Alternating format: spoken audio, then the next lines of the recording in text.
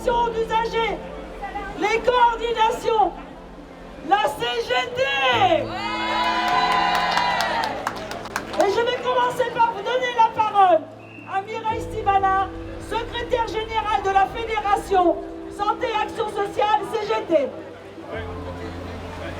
Alors, nous sommes là aujourd'hui mobilisés, la CGT avec d'autres organisations syndicales, la MUF, la CFE-CGC, le collectif Urgence, ainsi que le printemps de la psychiatrie, à l'appel et à l'initiative de cette journée de mobilisation dans la santé, dans le sanitaire, le médico-social et le social.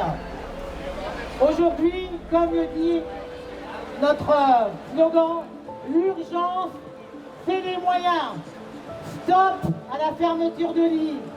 Stop à la dégradation des conditions de travail de nos salariés. Stop à une santé et à une protection sociale qui ne protège plus la population et qui ne répond pas à ses besoins. Bonjour à toutes et tous. J'avais prévu quelque chose, mais je ne vais pas le faire parce que sinon, déjà, on m'a bouffé une partie du truc. Donc, ici, c'est important qu'on soit là aujourd'hui. Pourquoi? Parce que Macron est en train de préparer le plan de financement de la sécurité sociale. L'hôpital public est financé par la sécurité sociale. On a intérêt déjà à être en action et en mouvement parce que le soi-disant, quoi qu'il en coûte, il va s'asseoir dessus et on va avoir une coupe monumentale encore sur les dépenses de santé, notamment en termes d'ondage. Donc, la particularité dans mon intervention, c'est que je vais vous parler de l'assistance publique, dont le siège historique est là derrière.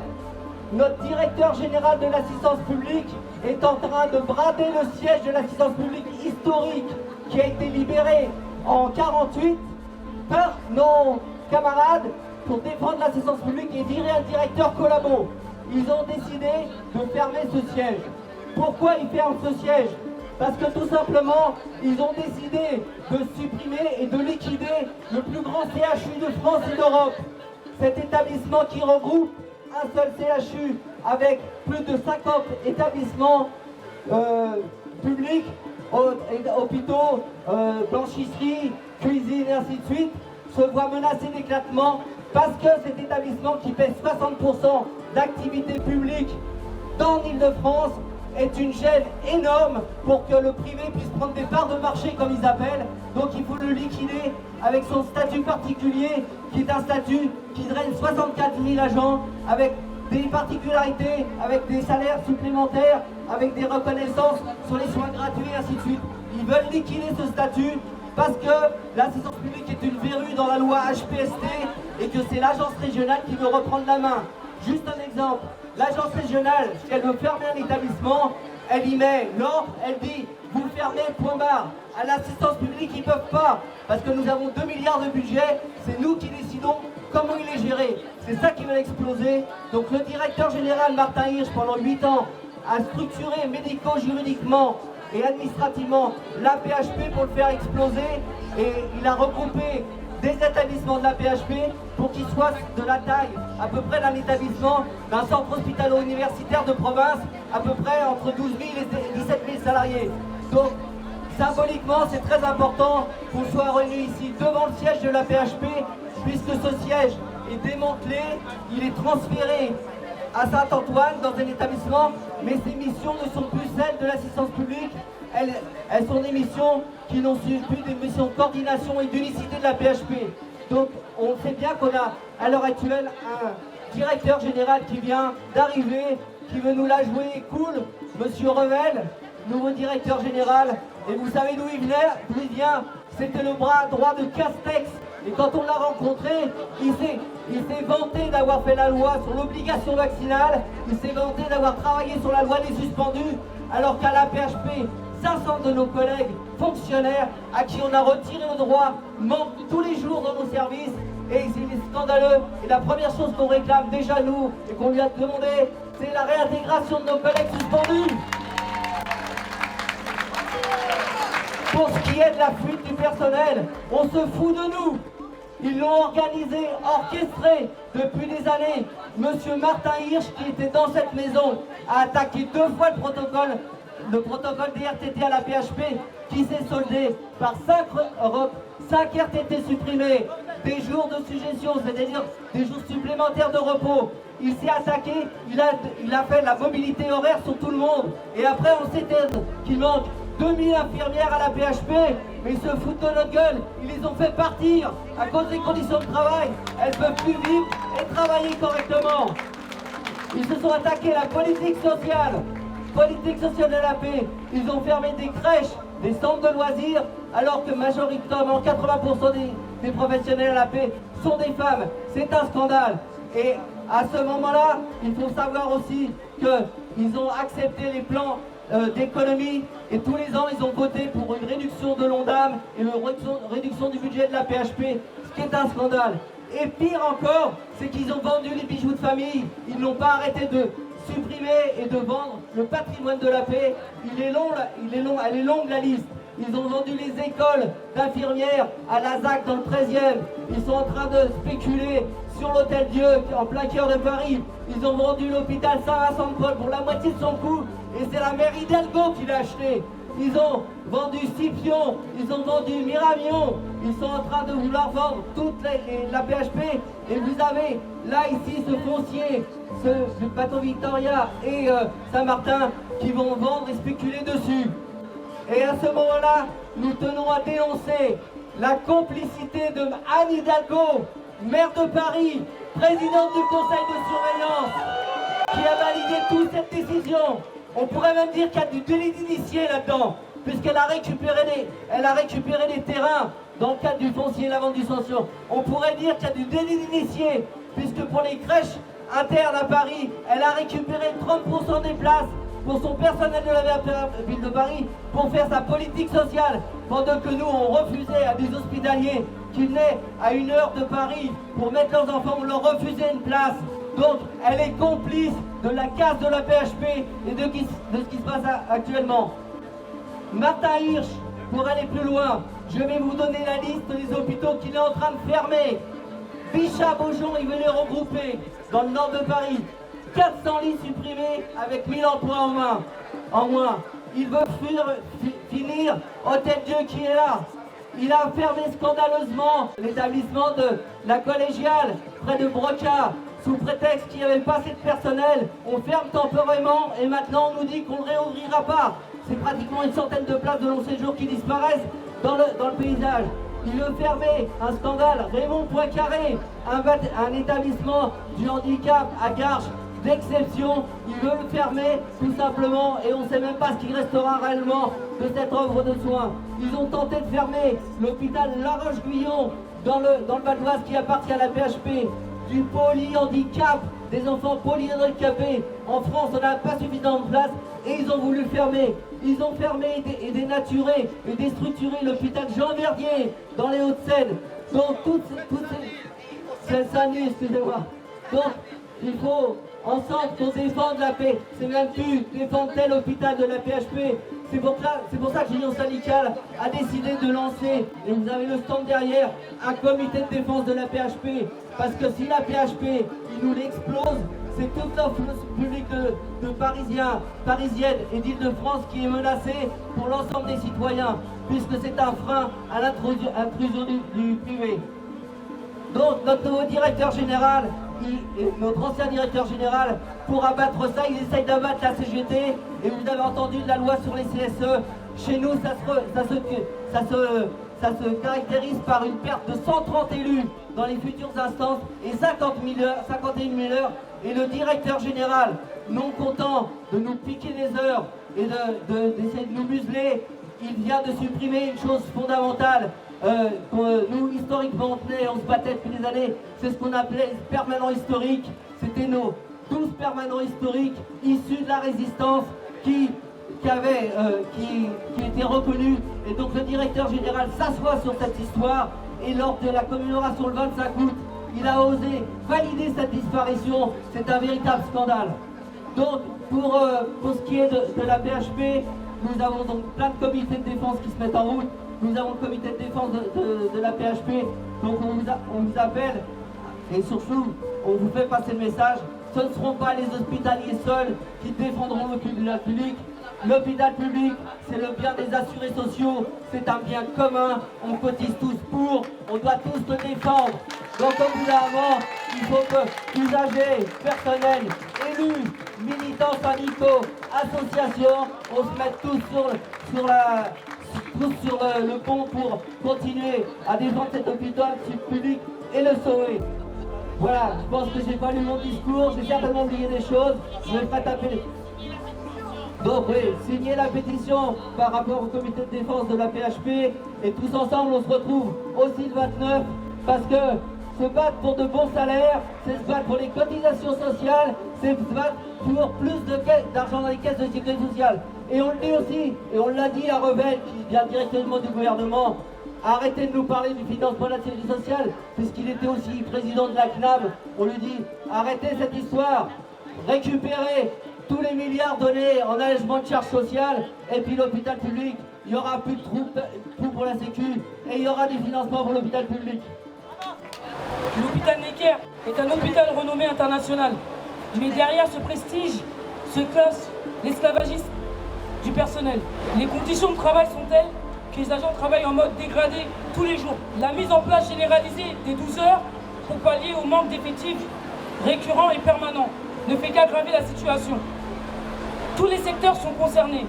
Personnel ouvrier, personnel technique, personnel administratif et médico-administratif, personnel hospitalier, cadre, agents de nettoyage, agents de sécurité. Il y a une fuite des agents parce qu'ils sont maltraités et méprisés par l'institution. Ils ne peuvent plus prendre tous les jours leur repos. Ils n'ont pas de réponse à leurs sollicitations. Ils n'ont plus d'opportunité d'évolution de carrière par manque de financement de leurs études par l'institution.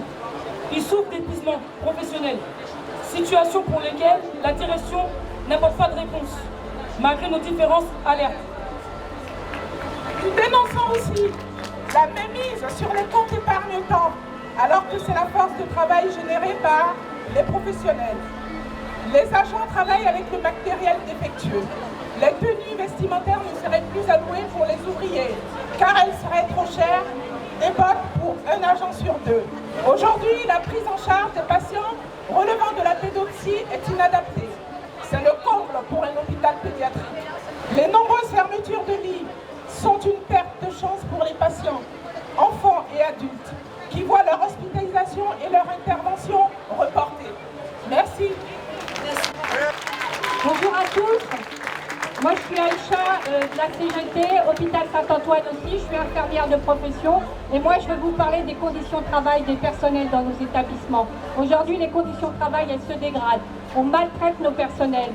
Le peu qui reste dans nos services, on continue à les maltraiter en les appelant sur leur temps de repos, en leur faisant faire des heures supplémentaires, en leur demandant de faire toujours plus avec toujours moins. Donc aujourd'hui, il faut que les soignants, mais pas que les soignants, il faut que les usagers se prennent en main et se mobilisent pour défendre nos services publics. Parce que si demain, il n'y a plus de services publics, eh ben, il y aura une offre de soins réduite à néant et les patients ne seront plus soignés. Dans nos établissements, on refuse de prendre en charge des patients parce qu'on n'a pas de moyens. Il y a 150 lits fermés à l'hôpital Saint-Antoine. Des services sont fermés comme l'oncologie, l'hématologie, la cardiologie, la neurologie, la psychiatrie, la chirurgie. C'est tout ça, c'est tous ces services qui sont fermés parce qu'on manque de moyens, parce qu'on manque de personnel rémunéré à leur juste valeur et juste compétence. Donc il faut tous ensemble se battre pour défendre et nos conditions de travail et nos services publics, et on le fera que grâce aux usagers et grâce aux politiques et aux associations. Donc j'espère qu'on sera encore plus nombreux dans les prochaines mobilisations et tous ensemble le 29 pour défendre notre pouvoir d'achat, tous. Je trouve que les usagers et les citoyens ne sont pas assez présents à vos côtés. Vous êtes là pour nous, vous êtes là pour tout le monde. On sait que l'hôpital public, on peut compter sur lui 24 heures sur 24, jour et nuit. On sait que quels que soient ses moyens, on sera pris en charge parce que l'hôpital public, c'est l'excellence pour tous. C'est un pilier de la République. Aujourd'hui, il est menacé de fermeture, il est attaqué de toutes parts. à Paris et partout en France. Il m'a semblé vraiment important, parce que l'hôpital public est aussi un et indivisible, de prendre la parole, de dire que voilà, je suis à vos côtés. J'espère que nous sommes nombreux en tant que citoyens à se mobiliser, à être là. Parce que si les hôpitaux qui ferment nous concernent tous. Si Bichat, Beaujon, l'Hôtel-Dieu et d'autres hôpitaux ferment à Paris, on est tous concernés. Si demain, si aujourd'hui on ne peut pas être pris en charge correctement pour un AVC ou autre, c'est parce que les services ferment, c'est parce que les moyens ne sont pas donnés. Et c'est à nous, citoyens, de se battre pour que ces moyens soient donnés à l'hôpital public. Donc vous pouvez compter sur moi. Bravo! Nous exigeons le maintien et la rénovation des hôpitaux Bichat et Beaujon afin de garantir un hôpital de plein exercice avec tous les services de proximité et d'excellence, tous les postes afin de garantir les offres de soins. Pour tous les habitants de toutes les communes concernées et ces départements, ces hôpitaux doivent poursuivre toute leur mission avec les services et plateaux techniques, avec les 2 sites d'urgence distincts, permettant un accès de proximité et de qualité de soins pour tous les habitants des communes avoisinantes. Nous sommes déterminés à mettre tout en œuvre pour sauver ces 2 hôpitaux et faire reculer le ministère et la Direction générale de l'assistance publique. Voilà ce que j'avais à vous dire aujourd'hui. On a compté sur nous-mêmes pendant le Covid, et bien pour le récupérer ce fric, on pourra compter sur nous-mêmes, sur nos grèves, sur nos mobilisations. C'est quand on sera en colère en face d'eux qui reculeront. Bonjour, merci à tous. Alors, vous voyez là, j'ai mon badge CGT, je suis à la CGT, mais je suis aussi élu conseiller régional de France. Il ne faut pas séparer les deux, c'est important. Si on veut créer le rapport de force, c'est pas que le bulletin de vote, c'est aussi dans la rue, je pense. Si on veut arracher des victoires et avoir un vrai système de santé publique financé intégralement par la sécurité sociale. Alors, il y a les urgences aujourd'hui. L'urgence, c'est le manque de personnel. Dans mon hôpital à Avicenne, la semaine dernière, un patient qui est arrivé le dimanche avec une fracture complexe du coude de 35 ans, le mercredi n'était toujours pas opéré parce que 50% des blocs opératoires sont fermés par manque de personnel. Et le gouvernement surfe sur ce manque de personnel pour fermer des lits et pour les fermer définitivement et pour réduire la voilure dans l'hôpital public. Et il a créé cette situation de déficit de personnel. Parce que je voudrais rappeler au gouvernement, à ces Ponce Pilate qui nous mentent en permanence et qui sont responsables de cette situation aujourd'hui. Responsables de quoi? Des gens qui meurent sur des brancards. Monsieur Braun, Monsieur Macron, vous êtes responsable de la mort de ce monsieur à Strasbourg sur un brancard. La famille vient de porter plainte. Eh bien, on demande à ce que les familles portent plainte, ça nous aidera. Et d'ailleurs, nos syndicats, aujourd'hui, font des alertes au procureur de la République, des signalements au procureur de la République, pour qu'il y ait des enquêtes, sur le fait qu'aujourd'hui, il y a ce qu'on appelle publiquement en termes juridiques une perte de chance pour les patients, une perte de chance par défaut de moyens. Une perte de chance par défaut de moyens, je peux vous dire ce que ça signifie. Ça signifie des morts évitables. Voilà, comme ce monsieur à Strasbourg. La question pour monsieur Macron, c'est pour la santé et pour l'éducation, c'est de réduire le service public à sa plus simple expression et de basculer tout ce qu'on peut vers le secteur marchand. Et donc, ceux qui pourront se soigner, c'est ceux qui auront la carte vitale et la carte bleue. Et plutôt que la carte bleue, ils n'ont même plus besoin de la carte vitale. Donc nous, ce qu'on demande, c'est un secteur de santé public intégral, plus de secteur marchand dans la santé et dans le médico-social, plus d'agrément sécurité sociale pour les gens dont l'objectif est de verser les meilleurs dividendes aux actionnaires et un financement à 100% par la sécurité sociale. On n'a plus besoin des assurances maladies complémentaires. Voilà ce vers quoi on veut aller. Aujourd'hui, il y a les revendications immédiates. Il faut savoir quels sont nos objectifs si on veut mobiliser et gagner tous ensemble. Merci. L'hôpital public est victime des politiques successives de la droite, de la gauche, des socialistes qui nous ont autant massacrés que la droite. Ils ont massacré l'hôpital public. Aujourd'hui, la France ne brille plus par son système de santé à cause de ce gouvernement.